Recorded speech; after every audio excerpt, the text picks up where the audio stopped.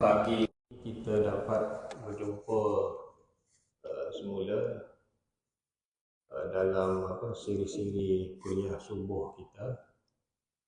Syukur kita diberi kelapangan masa dan kita diberi nikmat kesihatan yang baik untuk kita sama-sama berada di majlis ilmu pada pagi ini. Dan kita pun ada program lepasnya, ada tamu lagi nak datang, kalau saya tengok. Bulan lepas saya tidak dapat hadir. So tak apalah, kita teruskan pengajian kita sekurang-kurangnya di surau ni sebulan sekali tentang faraid ya. Kita sebenarnya kalau ikutkan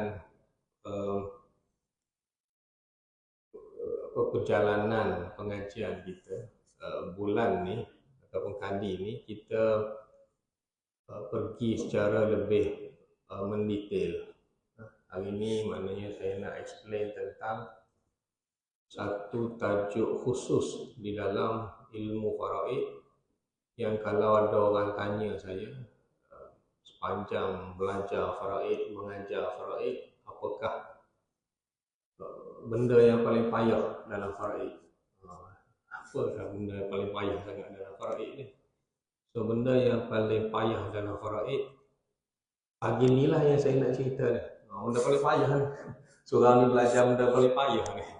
Advance surau ni. Belajar benda yang paling payah. Bukannya kita nak suruh tahu secara detail, tetapi at least kita ada sedikit makluman ataupun ilmu. Ini antara perkara yang paling payah di dalam ilmu faraid. Iaitulah dia panggil satu tajuk Al-Jaddu Ma'al Ikhwah. Kes datuk bersama dengan saudara. Datuk bersama saudara. Saya nak tulis di whiteboard tapi tutup lah. Tak apalah. Datuk bersama saudara ini dia jadi susah kerana dia ada berbeza pendapat. Situasi datuk bersama saudara ni ialah apabila si mati, dia mati dalam keadaan bapa dia meninggal lebih awal. Dia ni macam anak yatim lah. Ayah dia dah mati. So apabila dia mati, tapi dia ada datuk. Ada datuk, mungkin datuk yang jaga dia. Maknanya yang mati ni selalunya umur yang muda lah. Umur yang muda, mungkin cucu lah. Cucu kita lah kan. Umur yang muda. Tapi cucu bukan tak ada duit. Cucu sekarang kadang-kadang lebih berduit daripada kita. Sebab dia ada takaful kan. Takaful hayat. Takaful hayat untuk budak-budak ni lebih murah. Sebab dia tidak ada masalah kesihatan. Dia tak isap rokok. So bayar tabarruk setiap bulan tu lebih murah kan. So kadang-kadang budak-budak ni lebih banyak duit daripada kita. Sebab zaman sekarang ramai yang mencarung takaful. So takaful tu baguslah untuk memberi perlindungan. So kita tak apalah ada duit, tak ada duit itu masalah lain. Masalahnya kita nak tahu dari sudut hukum faraid, apabila seseorang itu mati, ayah dia mati lebih awal daripada dia dan dia meninggalkan datuk. So bagaimana pembahagian dia? So selalunya dia tidak ada pasangan. Ada budak lagi. Dia tidak ada pasangan dan dia tidak ada anak.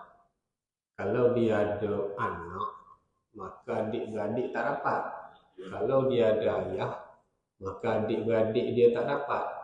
So dia, kalau dia ada anak lelaki lah. So dia ni tidak ada anak, tidak ada pasangan, tidak ada ayah. Yang ada ialah datuk dan dia ada adik-beradik. Adik-beradik lah, dia bukan anak tunggal lah. Dia ada adik-beradik. Iaitu adik-beradik seibu sebapa ataupun adik-beradik sebapa. Kalau adik-beradik seibu lain. Adik-beradik seibu bila dia ada datuk, adik-beradik seibu tak dapat. Sebab adik-beradik seibu ni dia terhalang apabila si mati ada waris ke bawah dan si mati ada waris lelaki ke atas. So datuk itu menghalang ataupun mendinding saudara seibu, adik-beradik seibu. Adik-beradik itu saya selalu sebut saudara, saudara seibu. Sebab dulu saya sebut saudara, maksudnya adik-beradik lah. So kes ini adalah kes si mati meninggalkan datuk dan ada bersama si mati itu ialah adik-beradik seibu sebapa dan sebapa ataupun sebapa sahaja. So macam mana pembahagian dia? Itu yang jadi susah ni. Sepanjang saya duduk handle kes-kes pusaka ni, sekali baru saya handle kes yang macam ni. Sekali je. Padahal ada puluhan tahun saya duduk buat kes pusaka. Yang real kes yang saya handle sekali di Kuala Lumpur. Mati meninggalkan datuk lah. Mati meninggalkan datuk sebab bapa dia meninggal lebih awal. So datuk yang dimaksudkan di sini ialah datuk sebelah bapa. Dia panggil datuk soheh. Datuk ni mungkin dia ada juga datuk sebelah ibu dia. Mungkin mak ayah dia mati aksiden. Mati aksiden. So mak pun mati, ayah pun mati, anak yatim. Yatim piatu lah dia. So duduklah bersama dengan datuk. So dia ada kedua-dua belah datuk. Datuk sebelah ayah pun ada, datuk sebelah mak pun ada. So datuk yang menerima pusaka dia, tiba-tiba dia pula mati lepas tu lah. Si cucu ni, anak si mati pula meninggal. Pada masa tu dia ada dua-dua datuk. Datuk sebelah ayah pun dia ada, datuk sebelah mak pun dia ada. Tetapi yang mendapat pusakanya ialah datuk sebelah bapa. Dia panggil datuk yang soheh. Istilah dia datuk yang soheh. Datuk sebelah ibu ni dia tak dapat. Sebab datuk sebelah ibu dia panggil datuk waris zawil arham. Datuk yang diselangi oleh waris wanita, iaitu ibu. Apa-apa waris yang berhubung dengan si mati yang diselangi, dia panggil, diselangi oleh waris wanita, maka kita panggil dia ini adalah waris zawil arham. Kita dah lalui zawil arham ni, itu biasalah ilmu yang dilupai. Waris zawil arham ni ialah waris yang disenangi oleh waris wanita. Di antara si mati dengan waris tu, dia ada waris wanita. So di antara si mati dengan datuk sebelah mak ni, dia ada mak. Walaupun mak dah mati, tetapi hubungan dia tu melalui mak dia. Maka datuk sebelah mak ni, datuk sebelah ibu, kita panggil waris zawil arham. Begitu juga kalaulah si mati tu meninggalkan cucu daripada anak perempuan. Cucu daripada anak perempuan kita panggil zawil arham. Sebab cucu itu diselangi oleh waris wanita, itu anak perempuan. Cucu daripada anak lelaki itu cucu yang sahih. Dia panggil cucu yang sahih. Cucu yang berhak lah. Kalau dia tidak terdinding lah. Maknanya dia adalah dalam senarai waris yang berhak menerima harta pusaka jika dia tidak terdinding. Tapi kalaulah dia tu sudah pun diselangi oleh waris wanita, zawil arham lah dia, so dia tidak berhak mendapat harta pusaka lah mengikut mazhab kita. Dia akan pergi kepada Baitul Mal lebih mengatasi daripada zawil arham, kecuali pendapat-pendapat lain lah. Tak payah kita pergi pendapat lain, jadi pening habis. Kita ambil mazhab Syafi'i sudah lah. So mazhab Syafi'i ini dia tidak dapat kepada waris zawil arham kerana Baitul Mal mengatasi daripada zawil arham. Begitu juga contohnya, ni saya pergi kepada zawil arham dulu. Alang-alang sebut zawil arham. Anak saudara lelaki daripada adik-beradik perempuan. Kadang-kadang cari-cari tak jumpa, dia cuma ada anak saudara sebab semua adik-beradik dia meninggal lebih awal. Dia ni bongsu kan, dia yang paling bongsu dan semua kakak dengan abang dia meninggal. Dia pula tak kahwin bongsu ni. Dia pula tak kahwin, so dia tak ada anak. So anak saudara yang jaga dia ialah anak saudara daripada kakak dia. Anak saudara daripada kakak dia ialah kira waris yang disenangi oleh waris wanita. Anak saudara tu memang tak dapatlah harta faraid dia. Kalau dia faham, dia akan bagi masa hidup. Sebab bila dia meninggal, yang dapatnya ialah anak saudara lelaki daripada adik-beradik lelaki. Daripada adik-beradik perempuan, walaupun anak saudara lelaki tak dapat sebab dia disenangi oleh waris wanita, iaitu adik-beradik perempuan dia, kakak dia dan seumpamanya. Sebab tu dia kena tahu, kalau dia tahu, dia akan bagi masa hidup lah. Sebab anak saudara ni yang jaga dia. Ha. Memang ini ada kes lah. Walaupun lah sekali anak saudara tu pun tak boleh nak jagalah dia daripada terbiar dia bawa ke rumah kebajikan masyarakat lah ataupun pergi yang swasta dan seumpamanya lah. Tapi at least ada juga anak saudara yang jaga. Ya, tapi anak saudara daripada kakak. Daripada kakak memang tak dapat lah. Walaupun dia dah banyak habis duit dia jaga mak saudara dia ni. Mak saudara dia pun ada juga harta sikit-sikit. Tapi memang tak dapat lah dekat dia. Yang dapatnya ialah suku-suku saudara tadi lah. Yang daripada maknanya anak saudara lelaki daripada adik-beradik lelaki yang tak jaga pun maksud dia tu. Tapi macam mana itulah faraid. Dia sepatutnya anak saudara lelaki daripada adik-beradik lelaki lah yang ambil tahu pasal maksud dia tu. Dia suruh hukumnya, nafkah tu. Dia lah kena take care kebajikan. Sebab lelaki ya, daripada adik-beradik lelaki pula. Dia tak putus lah.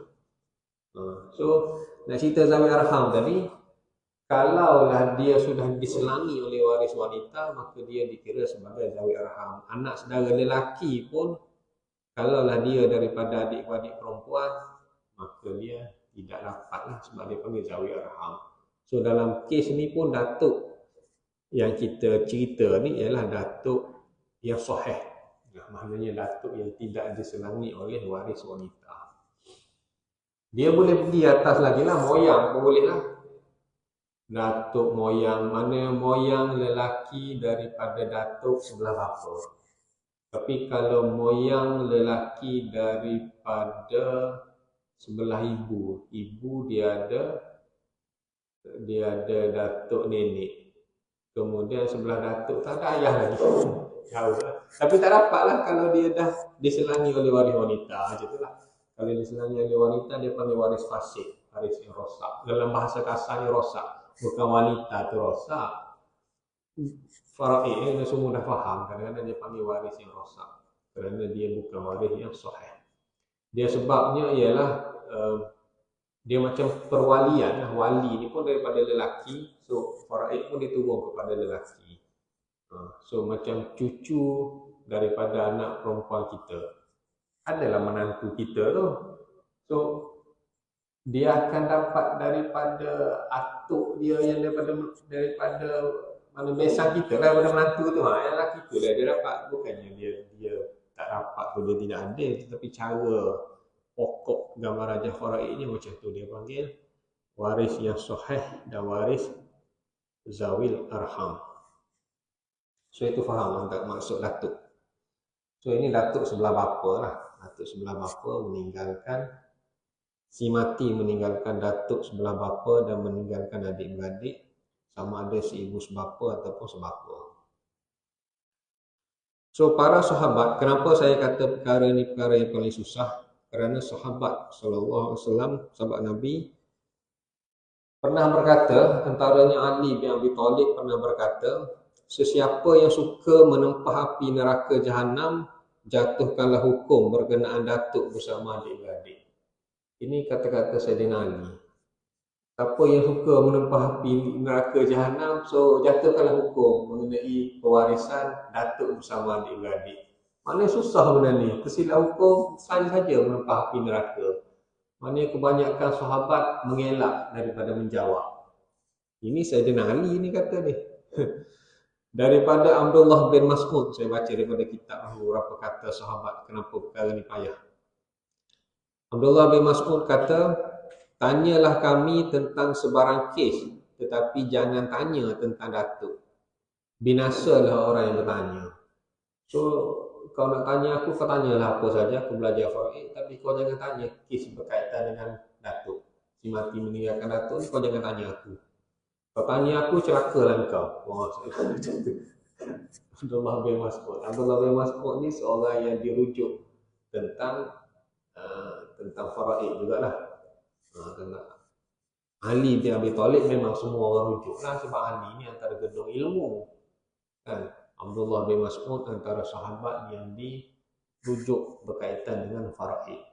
Bahkan Abdullah bin Mas'ud pernah memperbetulkan satu kesilapan pengiraan oleh sahabat yang lain. Ini zaman sahabat ni pun sudah berlaku silap kira. Silap kira. Dalam kes tu si mati meninggalkan seorang anak perempuan, seorang cucu perempuan daripada anak lelaki yang mati lebih awal, dan seorang adik-beradik perempuan seibu sebapa. So pergi tanya seorang sahabat yang lain. Sahabat tu kata anak perempuan dapat 1/2, adik-beradik perempuan dapat 1/2. Macam tu lah dia kata. Cuma dia kata, tapi kau pergi tanyalah Abdullah bin Mas'ud, aku salah.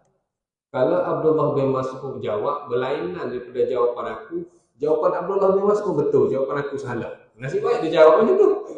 Nasib baik sahabat dia jawab macam tu. Kan? Kita pun sekali fikir, betul lah, anak perempuan 1/2, adik-beradik perempuan 1/2. Cucu tu tak dapat. Jumpa kepada Abdullah bin Mas'ud, Abdullah bin Mas'ud kata, silap. Nasib baik tanya aku. Ini silap, dia kata. Dia kata anak perempuan dapat 1/2, tapi cucu perempuan daripada anak lelaki mendapat 1/6. Cucu tu dapat. Jangan kita kata, dah ayah dia mati awal, maka dia tak dapat lah. Memanglah kebanyakan kes bila ayah mati awal, cucu kepada si mati tu tak dapat kerana anak si mati menghabiskan harta.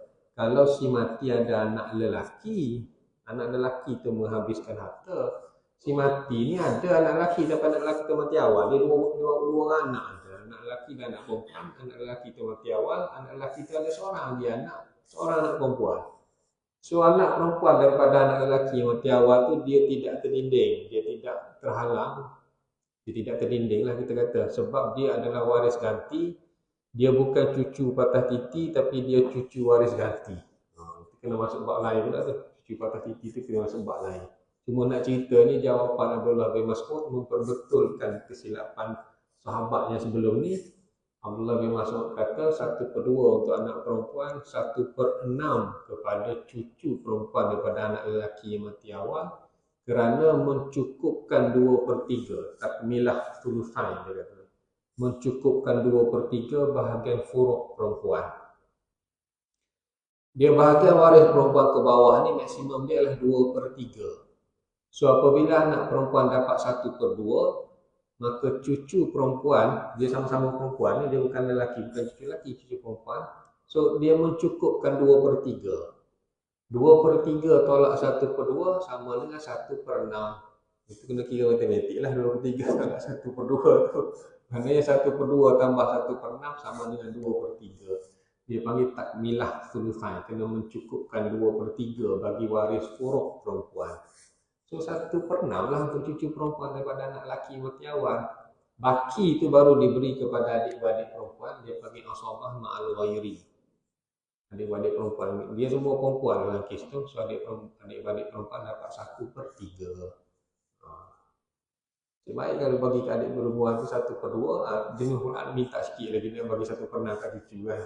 So kira betul-betul. So zaman sahabat pun sudah pun berlaku kekeliruan pengiraan faraid. Zaman sahabat, zaman sekarang memang kira suka hati ya zaman sekarang. Zaman sekarang lagi lah banyak kekeliruan kerana kita makin jauh. So zaman sahabat pun sudah berlaku kekeliruan. Tapi nasib baik dalam kes tu sahabat tu kata, walaupun aku dah jawab, tapi kau pergi tanya Abdullah bin Mas'ud. Kalau jawapan aku ni berbeza dengan jawapan Abdullah bin Mas'ud, kau berpegang kepada Abdullah bin Mas'ud. Maknanya Abdullah bin Mas'ud ni seorang yang pakar faraid. Dia diiktiraf oleh sahabat lain, dan sahabat yang bertanya tu dia pergi tanya kepada Abdullah bin Mas'ud. Abdullah bin Mas'ud kata, nasib baik. Kan maknanya yang betulnya ialah ada 1/6 kepada itu lebih kurang maksud hadis lah. Hadis tu dia tidaklah panjang hurai macam tu, saya hurai tu. So Abdullah bin Mas'ud ni pun orang yang pakar dengan faraid. Pun Abdullah bin Mas'ud kata, kau tanyalah aku apa saja tentang faraid, tapi jangan tanya tentang kes datuk. Celakalah kau kalau kau tanya macam tu. Padahal dia terror dah. Dia terror dah, tu pun jawab macam tu juga. Tapi kita hari ni dia bukan mendoakan kecelakaan. Dia cuma nak cakap benda tu benda payah. Kalau saya saja nak tanya, baik tak payah tanya. Kalau betul-betul ada kes, okey, kita sama-sama fikir macam itulah. So kita ni nak cerita kes yang susah hari ni.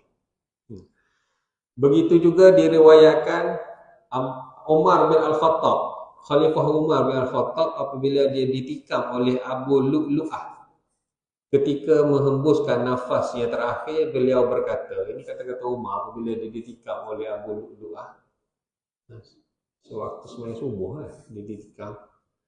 Peliharalah 3 perkara daripada aku tidak pernah berkata tentang kes Datuk.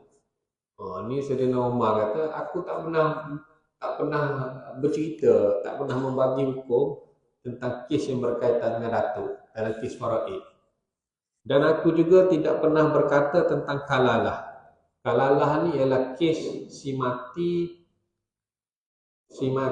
tiada anak, dia meninggalkan adik-beradik. Tapi kalalah ni okey lah sikit, boleh lah, tidaklah terlalu susah. Dan aku juga tidak pernah menentukan siapakah pemerintah selepas aku. Itu kata Khalifah Umar. So, 3 benda yang aku tak berani nak cerita, itu tentang kes Datuk bersama saudara, tentang kes kalalah si mati tiada anak, dan tentang siapakah pemerintah selepas aku. So Umar Al-Khattab dia tidak menetapkan siapakah khalifah selepas dia. So dibuatlah dalam mesyuarat Ahlul Halli wal Aqd, dan dibuat perbincangan dengan ahli mesyuarat. Kemudian adalah pencalonan, kemudian adalah tarik diri pun ada. Abdul Rahman bin Auf menarik diri daripada dicalonkan. So memang itu memang berlaku apabila orang mencalonkan. So siapa yang dicalonkan dia boleh tarik diri selepas dia dicalonkan. Abdul Rahman bin Auf dia tarik diri, kemudian mesyuarat, kemudian melantik Uthman bin Affan sebagai khalifah selepas Saidina Umar. Tapi bukan Saidina Umar yang tetapkan Uthman sebagai pengganti. Dia adalah dalam mesyuarat di kalangan sahabat selepas kematian Saidina Umar. So apa yang susahnya tentang Datuk bersama saudara tadi? Datuk bersama saudara ni dia ada 2 pendapat. Sama ada Datuk itu mendinding saudara ataupun Datuk tidak mendinding saudara. Jika si mati dia meninggalkan bapa, katakanlah bapa dia masih hidup, maka adik-beradik kepada si mati itu dia terdinding. Itu memang confirm. Bila ada ayah, contohnya si mati meninggalkan bapa dan meninggalkan adik-beradik, meninggalkan ibu lah juga, meninggalkan ibu, bapa dan adik-beradik, maka yang dapatnya ialah ibu dan bapa sahaja. Adik-beradik si mati tidak dapat. Adik-beradik si mati tidak dapat kerana bapa itu mendinding adik-beradik. Dalam filem Bisik Pada Langit contohnya, yang mati aksiden motor besar tu, so meninggalkan 2 orang abang, seorang abang dan seorang adik lelaki, dan meninggalkan ibu dan bapa. So yang dapatnya ialah ibu dan bapa, adik-beradik itu terdinding. Cuma adik-beradik itu dibilang untuk menentukan bahagian ibu.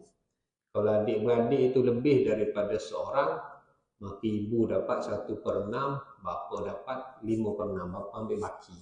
Kalau seorang saja adik-beradik ditinggalkan, ibu dapat 1/3, bapa dapat 2/3.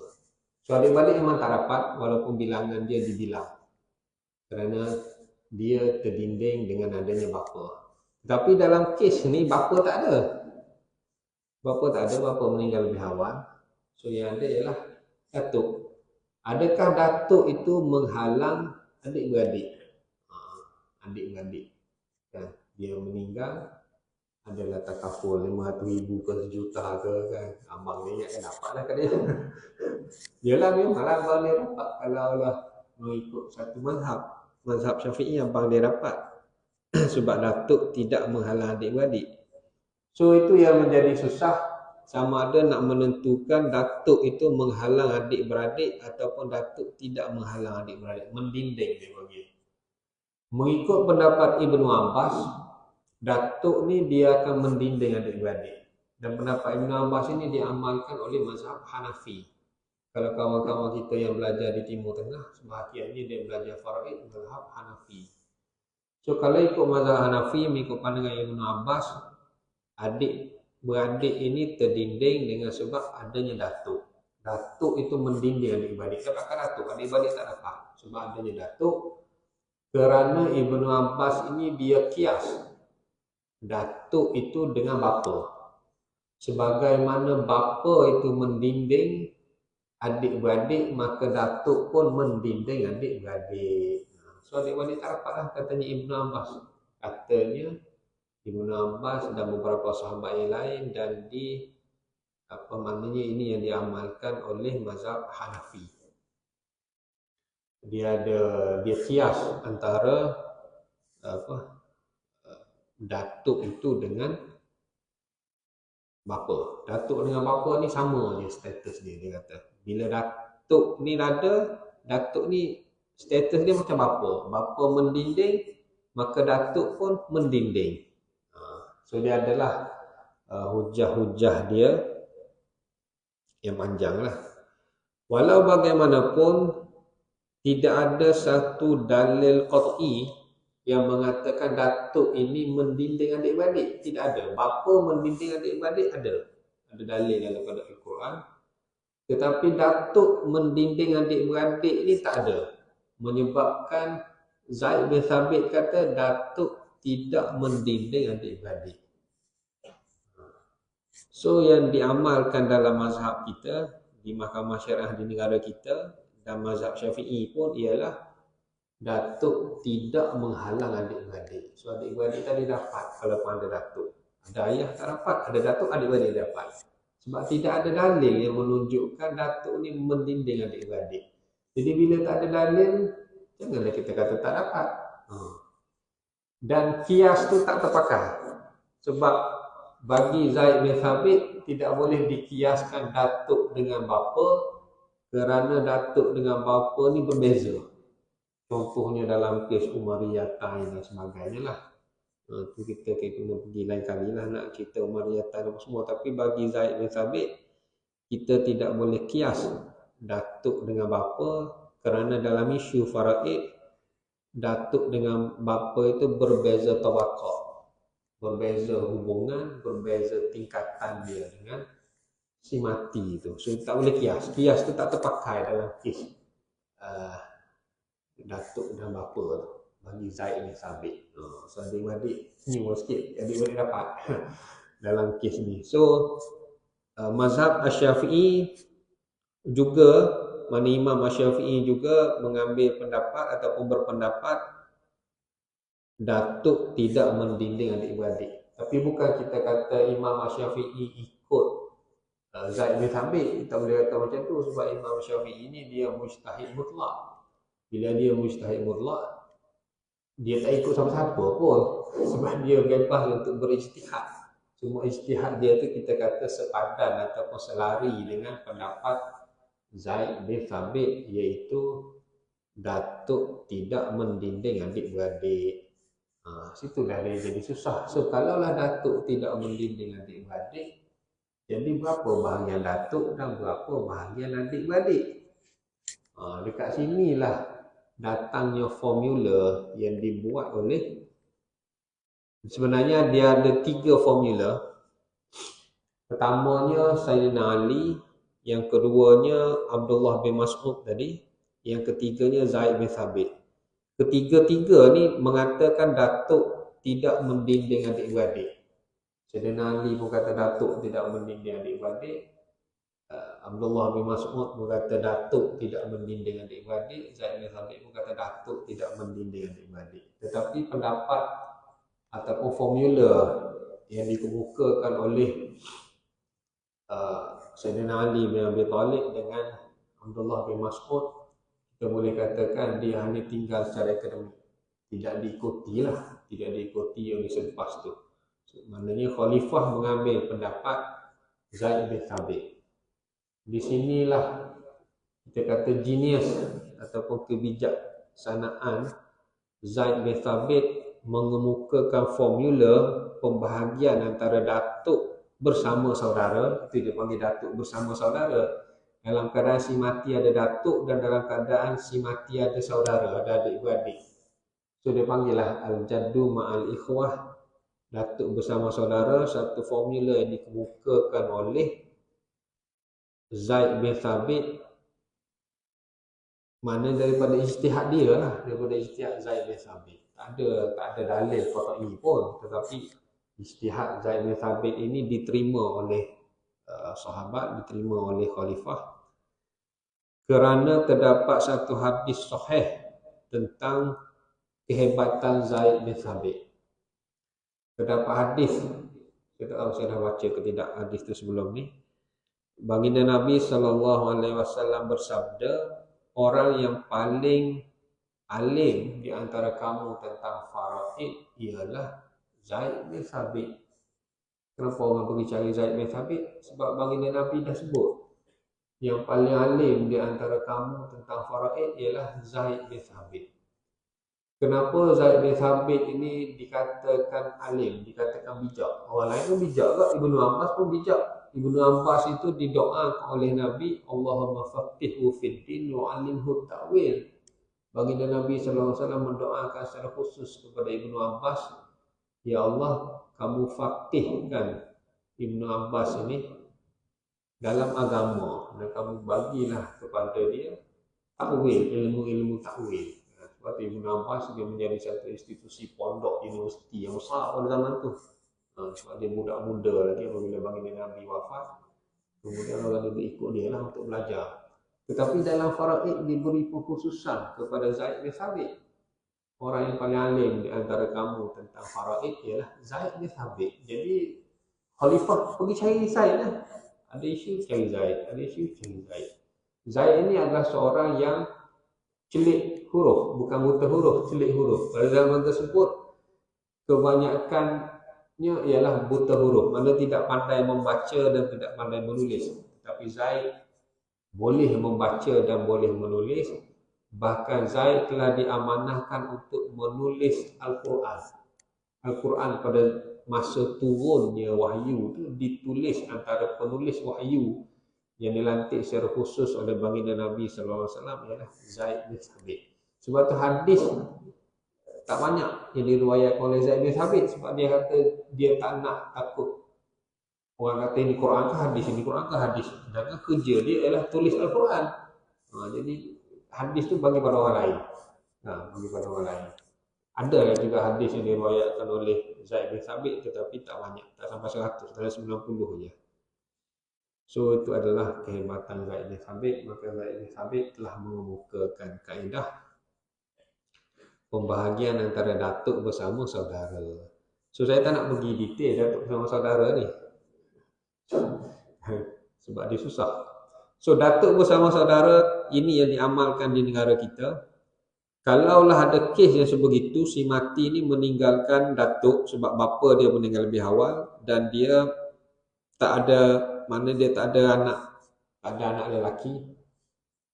Selalunya tak ada anak lah, tak ada anak pun, dia tak ada pasangan pun selalunya. Sebab bila dah ada datuk ni selalunya umur tu muda lagi. So dia cuma ada adik-beradik. Jadi Zaid bin Thabit dia pecahkan formula dia ni kepada dua bahagian. Sama ada terdapat waris fardu yang lain ataupun tiada waris fardu yang lain. Contohnya dalam kes tu si mati meninggalkan datuk, meninggalkan adik-beradik, itu sahaja. Maknanya datuk dan adik-beradik sahaja. Tak ada ibu dan tidak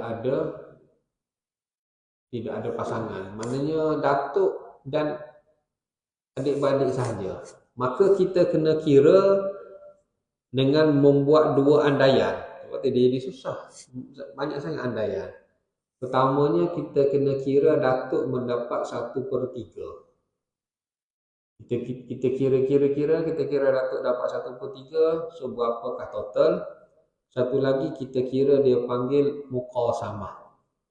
Muqasamah ni kita mengandaikan datuk ini seperti adik-beradik. Kita jadikan datuk ni seperti adik-beradik dia. kalau dia meninggalkan dua adik-beradik lelaki, kita andaikan datuk ni menjadi adik-beradik juga, kita kira dia sebagai tiga adik-beradik lelaki. Kalau dia ada adik-beradik lelaki dan perempuan, jadi datuk ni mengambil secara asabah bil ghairi 2:1. Datuk tu dijadikan sebagai adik-beradik. Dia panggil muqasamah. Kita turunkan pangkat datuk, kita anggap datuk ni macam adik-beradik dia juga. So kita kira sebagai bilangan tu bilangan adik-beradik. Mula-mula tadi kita kira 1/3. Jadi antara 1/3 dengan muqasamah tadi, manakah yang lebih menguntungkan datuk? Itulah kiraan yang final. So kita kena buat dua kebarangkalian. Kebarangkalian 1/3, kebarangkalian muqasamah. Mana yang lebih menguntungkan datuk? Itulah kiraan yang muktamad. Sebab tidak ada waris fardu. Yang adanya ialah datuk dan adik-beradik sahaja. Tetapi satu lagi situasinya ialah datuk bersama saudara dan bersamanya ada waris fardu. Ada waris fardu. Contohnya maknanya ada ibu, ada nenek, mana ada orang lain selain daripada datuk dengan adik-beradik, ada juga orang yang lain. Ada ibu ke, ada nenek ke, ada isteri ke. So kalau yang macam tu dia lagi susah. Sebab kita kena buat 3 kebarangkalian. Yang pertamanya kita kena kira muqasamah.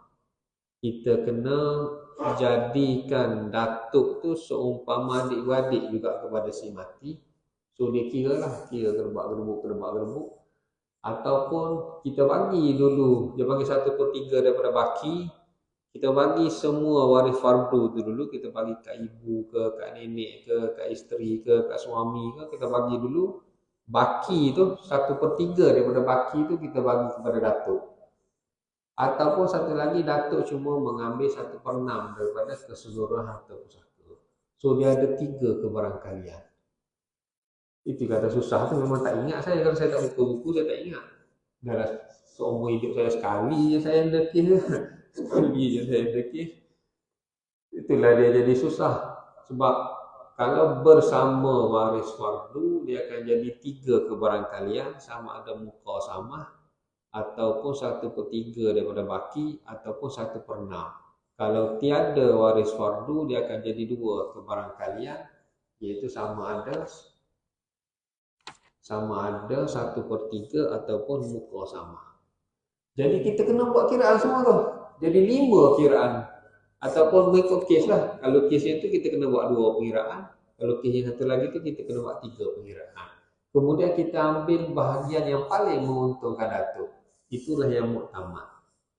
So yang ni nak buat kalkulator faraid pun saya ingat. Berapa kali buka kurungan, tutup kurungan, buka kurungan, kemudian yang last kali tu yang menguntungkan datuk. Saya tak tahu formula macam mana. Tapi ada yang boleh buat kalkulator faraid yang ikut Zaid bin Thabit. Memang ada. Yang dalam faraid ma'is pun dia memang ikut macam ni. So saya ambil hormat kepada ahli matematik dan ahli IT. Kan bagi kita kan dalam formula kan kita kena buka kurungan, tutup kurungan. Kalau yang biasa boleh je kita buat. Macam ni berapa kali kebarangkalian. Kemudian segala kebarangkalian itu dikumpulkan dan jawapan muktamad yang paling banyak untuk datuk. Sebab dia nak kata, ni Zaid bin Thabit ni nak kata, kalau kita bagi dekat datuk sehingga mendinding adik-beradik, kesianlah adik-beradik. Sebab kita tak ada pun dalil yang kata adik-beradik terdinding. Kias tak boleh pakai dia kata. Kias tak boleh. Memang kias yang batil ataupun kias yang fasik. Tak apalah Ibnu Abbas yang nak kias tu, dia kias lah. Itu pendapat dia. Pendapat saya ialah tak boleh kias kerana bla bla bla. Panjanglah nak cerita tak boleh kias tu kerana dia ada kes Umariyatan yang menunjukkan status itu berasingan.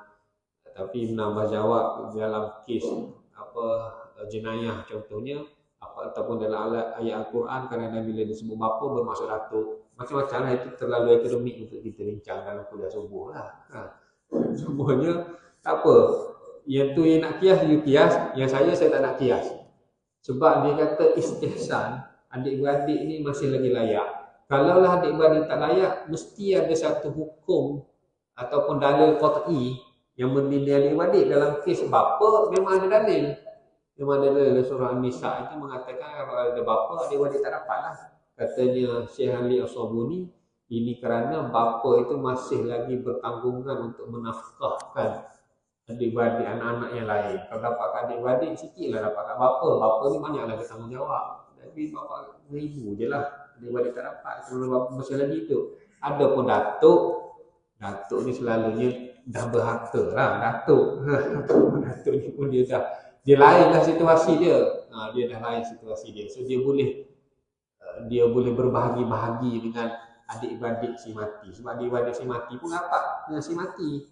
Kan adik-beradik dia, datuk ni dah melangkaui. Memanglah datuk yang jaga cucu tu kok secara logik ni apabila ayah dia mati kan. Sebenarnya datuk dia yang jaga pula. Tapi kalau dia sedikit dewasa, kadang-kadang dia boleh independen lah. Tapi adik-beradik dia memang dapat lah. So kalau tak dapat langsung ke adik-beradik, so macam sedikit ketidakadilan. Tapi kalau kita bagi sikit pada datuk, tak kena juga. Sebab datuk ni memang confirm dapat. So dia kemukakan formula ni, sebab itulah akhir sekali dia kata yang paling menguntungkan datuk itulah kiraan yang final. Kemudian satu lagi formula yang Zaid bin Thabit sebut, datuk tidak boleh kurang daripada 1/6. Pokok mana kita kira tadi dengan 5 kebarangkalian tadi apa semua, bahagian datuk tidak boleh kurang daripada 1/6. Kalau datuk kurang 1/6, maka datuk kena ambil 1/6. Macam tu pula. Dahlah kita kira formula tadi dengan ada waris fardu, tak ada waris fardu, ada waris fardu 1/3 atau muqasamah. Tak ada waris fardu 1/3 atau muqasamah, bersama waris fardu muqasamah 1/3 daripada baki ataupun 1/6. Kemudian dia ada pula satu formula lain, datuk tidak boleh kurang daripada 1/6. Jadi macam mana kita nak letakkan benda tu pada AI pun. Tapi bolehlah, ada kalkulator faraid yang boleh kira. Tapi kita tidak boleh bergantungkan pada kalkulator. Sebab kalkulator tu dia berdasarkan apa yang kita key in. Kok kita yang tak reti faraid, key in pun salah dah. Key in pun salah. Tapi kadang-kadang kita pergi kalkulator dalam web, kalau kita tersalah key in, ada sebuah kalkulator tu dia base pada mazhab Hanafi. Bila dia base pada mazhab Hanafi, dia langsung tak dapat lah. Tapi sekarang kalau nak pergi pada kalkulator faraid, kita pergi kepada E-Faraid Maiz lah. Bagi saya, E-Faraid Maiz, dulu dia ada USN faraid, tapi USN faraid tu dia macam agak lama, dia tak canggih sangat lah. Kalau E-Faraid Maiz tu dia boleh bagi gambar rajah apa semua. So dia lebih, dan dia ada satu penerangan ringkas. At least dah belajar hari ni baca penerangan tu, oh ni pernah pergi dengan kuliah subuh, pernah lah. So jadi jawapan dia tu kiraan Zaid bin Thabit bla bla bla bla, macam ni. Qasamah ni apa semua. Jadi at least, tapi ada yang dapat cipta benda tu, dan tapi bukan semualah. Dalam telefon saya tak tahu ada ke tak, tapi dalam web sebab dia lain. Aplikasi telefon dengan dalam web, dia punya coding dia tu lain. Coding dalam web lebih komplit.